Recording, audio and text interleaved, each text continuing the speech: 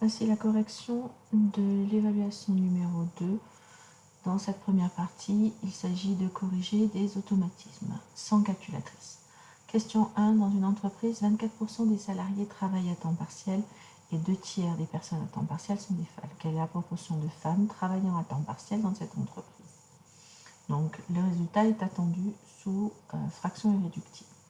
On a 24% des personnes qui sont à temps partiel et parmi celles-ci, 2/3 sont des femmes. Donc, il va falloir calculer que représente 2/3 de 24%. Donc, pour cela, on calcule 2/3 de 24% qui est la fraction 24 sur 100. Ce qui revient à 2 fois 24 sur 3 fois 100. Mais 24, c'est 3 fois 8. Et 100, c'est 2 fois 50. Donc, on va pouvoir simplifier par 2. On peut simplifier par 3.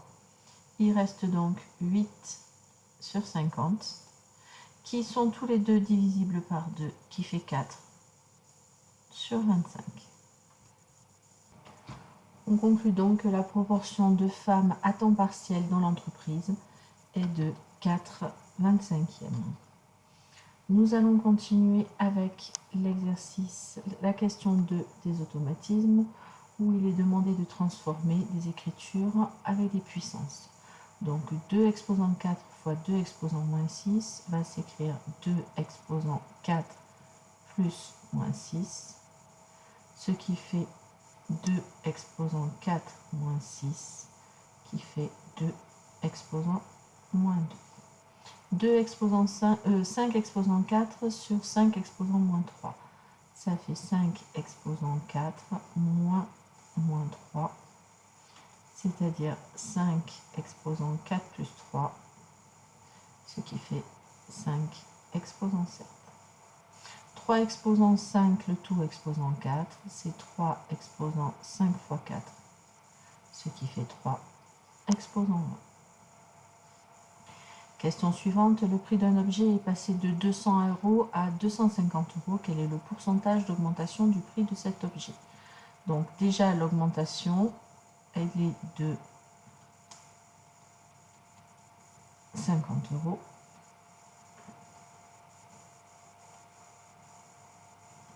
Et il faut donc remarquer que représente 50 € par rapport à 200 €. On peut faire un tableau de proportionnalité. 200 € représente un pourcentage de 100 et on cherche ce que représente 50 €. Pour cela, on va faire 100 fois 50 divisé par 200, ce qui fait, si je simplifie, 50 divisé par 2, c'est-à-dire 25. Donc, le prix a augmenté de 25%. On continue avec la question 4, où on vous donne une fonction f définie sur R par moins 3 facteur de x plus 2 facteur de x plus 4. On demande quelles sont les racines. Les racines de la fonction sont les valeurs pour lesquelles f de x vaut 0. Vu que c'est un produit, il vaudra 0 lorsque x plus 2 vaut 0, donc x égale moins 2. Et x plus 4 égale 0, ce qui donne x égale moins 4. Donc les racines sont moins 2 et moins 4. Faire une représentation graphique schématique de cette fonction. La valeur de a, le coefficient de plus haut degré de x, c'est moins 3, il est négatif, donc rappelez-vous, c'est le smiley pas content, et donc la parabole, elle est tournée vers le bas. Ensuite, elle coupe l'axe des ordonnées, les axes des abscisses, pardon, en deux valeurs, moins 4 et moins 2. Et donc l'axe des ordonnées, on pourrait le mettre ici à peu près. Donc voilà une schématisation de la courbe de la fonction f. Grâce à celle-ci, on va pouvoir faire le tableau de signes. Donc les valeurs pour lesquelles ça couple avec des abscisses, c'est moins 4 et moins 2, c'est les valeurs qui annulent f de x. Et de par sa représentation graphique, on voit que la fonction est négative, puis positive, puis négative. Passons à la question 5. Pour augmenter une quantité de 8%, par combien faut-il la multiplier? Donc le taux est égal à plus 8%. On sait que le coefficient multiplicateur vaut 1 plus le taux sur 100. Ce qui donne ici 1 plus 8 sur 100, ce qui va nous faire 1,08. Donc, par combien faut-il multiplier? Il faut multiplier par 1,8. Passons maintenant au premier exercice, qui est un exercice de spécialité. Les 4 questions que je vous posais sont indépendantes. La première question est, on a un réel x qui appartient à l'intervalle moins pi sur 2, qui vérifie sinus x égale moins 1/5. Dans un premier temps, je demandais de placer le point M sur le cercle trigonométrique, de manière à ce que le point M soit l'image du réel x. Donc, nous allons dessiner un cercle trigonométrique.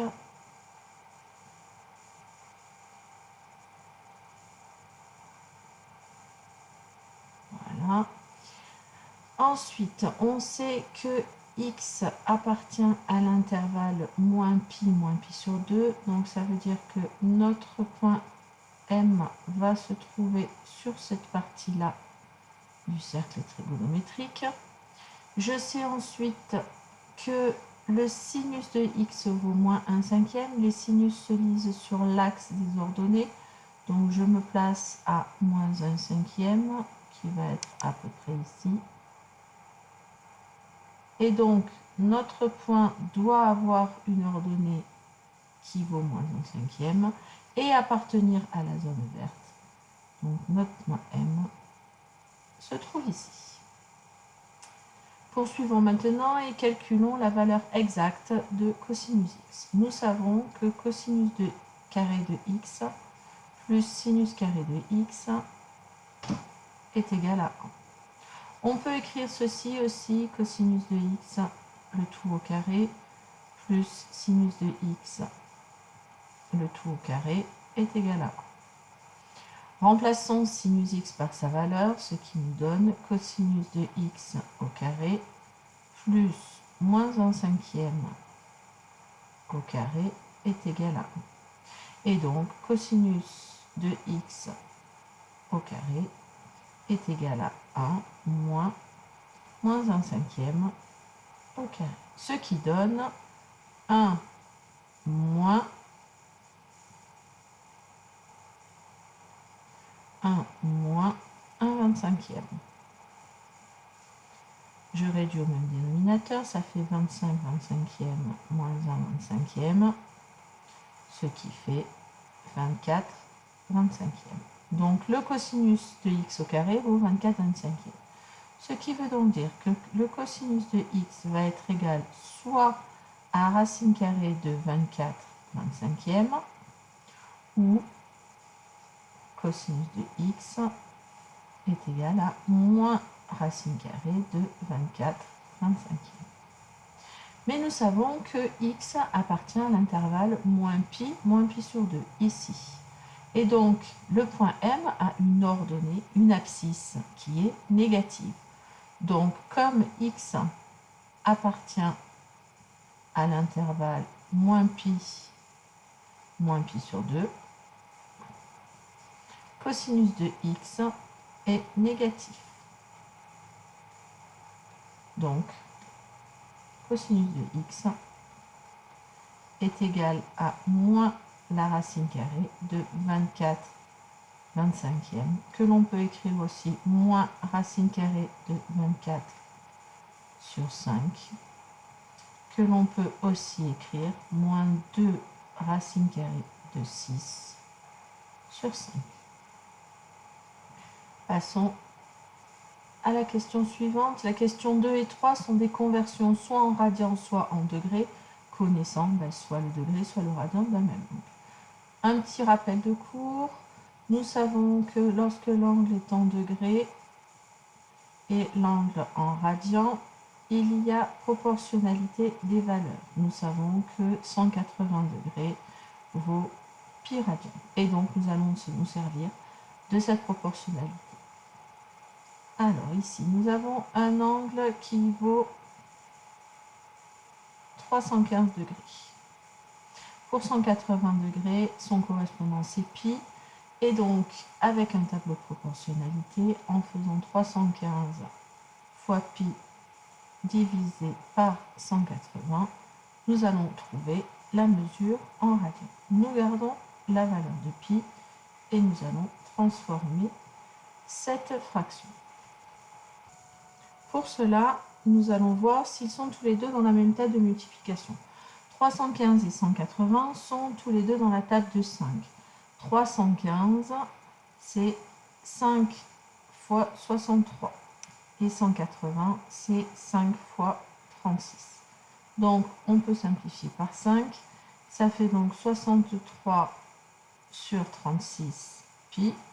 Mais 63 et 36 sont tous les deux dans la table de 9. Ça fait 7 fois 9 et 9 fois 4. On peut simplifier par 9. Il reste 7 quarts de pi, c'est-à-dire 7 pi sur 4. Donc, 315 degrés correspond à 7 pi sur 4 radians. De la même manière, ici, donc, nous savons que pour 180 degrés, ça correspond à pi radian. Et donc ici, nous avons 16 pi sur 9. Avec la proportionnalité, nous avons 180 fois 16 pi sur 9 divisé par pi. Ce qui fait 180 fois 16 divisé par 9. 180, c'est 9 fois 20 fois 16, du coup, divisé par 9. On peut simplifier par 9. Il reste 20 fois 16, ce qui fait 320 degrés. Donc, 16 pi sur 9 est égal à 320 degrés. Dernière question de cet exercice 1, où il faut déterminer la mesure principale de l'angle U. On sait que l'angle U fait moins 53 pi sur 6. Pour cela, nous allons calculer la valeur décimale avec la calculatrice de moins 53 sixièmes. Moins 53 sixièmes, c'est à peu près moins 8,3.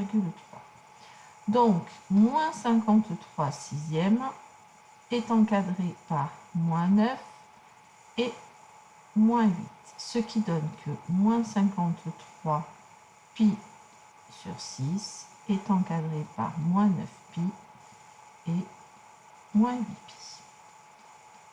Le but est de trouver un angle orienté qui correspond exactement à l'angle orienté U, donc c'est-à-dire que l'on reste au même endroit sur le cercle trigonométrique, mais avec une mesure comprise entre moins pi et pi.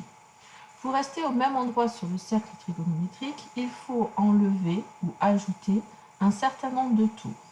Or, les tours sont des multiples de 2 pi. Donc, du coup, nous allons enlever à moins 53 pi sur 6 un multiple de 2 pi. Vu qu'il est compris entre moins 9 pi et moins 8 pi, nous allons lui enlever moins 8 pi, ce qui donne moins 9 pi moins 8 pi, plus petit que moins 53 pi sur 6 moins 8 pi, plus petit que moins 8 pi, moins 8 pi. Moins 9 pi moins 8 pi, ça fait moins pi, plus petit que moins 53 pi sur 6, plus 8 pi, plus petit que 0.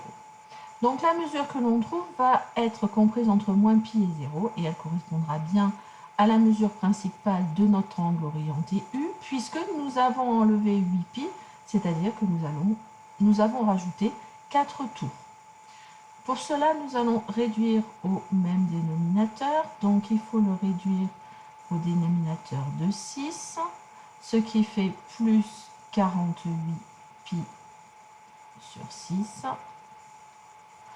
Et donc, ce qui donne moins 53 pi plus 48 pi, le tout sur 6. Ce qui donne moins pi plus petit que moins 53 pi plus 48 pi, ça fait 5 pi, moins 5 pi, pardon, sur 6 et 0. Et donc, on peut conclure, la mesure principale de l'angle U est de moins 5 pi sur 6. Poursuivons avec l'exercice 2, où il est question de polynôme du second degré. Donc, on a trois valeurs a, x1 et x2 avec x1 plus petit que x2, qui sont en fait, qui nous permettent de trouver la forme factorisée de la fonction f, qui est une fonction polynôme du second degré. Première question, à partir de la représentation graphique de cette fonction, quel est le signe de a? Comme la parabole est tournée vers le bas, la valeur de a va être négative, car la fonction cf est tournée vers le bas.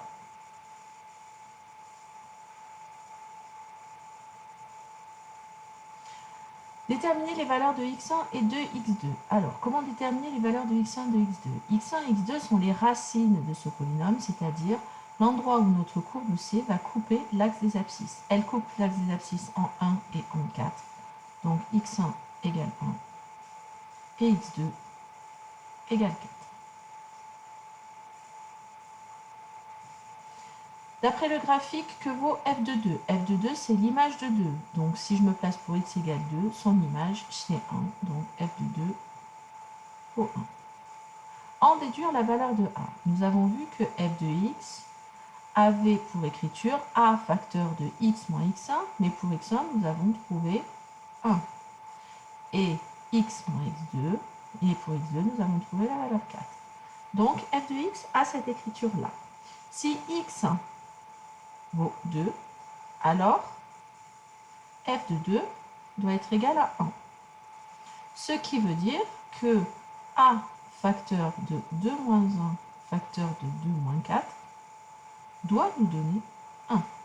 C'est-à-dire a fois 1 fois moins 2 égale 1. C'est-à-dire moins 2a égale 1, donc a égale moins 1 demi. Donner l'expression algébrique de la fonction f trouvée, f de x est égal donc à moins 1 demi de x moins 1 facteur de x moins 4. La courbe représentative de la fonction f possède un axe de symétrie, lequel? On sait que la fonction possède un axe de symétrie qui, vu que les images 1 et 4 sont symétriques, passe par le milieu de ces valeurs. Donc l'axe de symétrie a pour coordonnées, ce que l'on avait vu dans le cours, x égale x1 plus x2 sur 2. Mais x1 c'est 1, x2 c'est 4, donc ça fait 1 plus 4 divisé par 2, ça fait 5 demi, ce qui fait 2,5. Et donc en conclusion, on peut dire que l'axe de symétrie de notre courbe est la droite x égale 2,5. Voilà pour ce qui est de la correction de l'évaluation 2. J'espère que cela vous aura permis à comprendre mieux vos erreurs. N'hésitez pas à me poser des questions si vous avez encore des difficultés.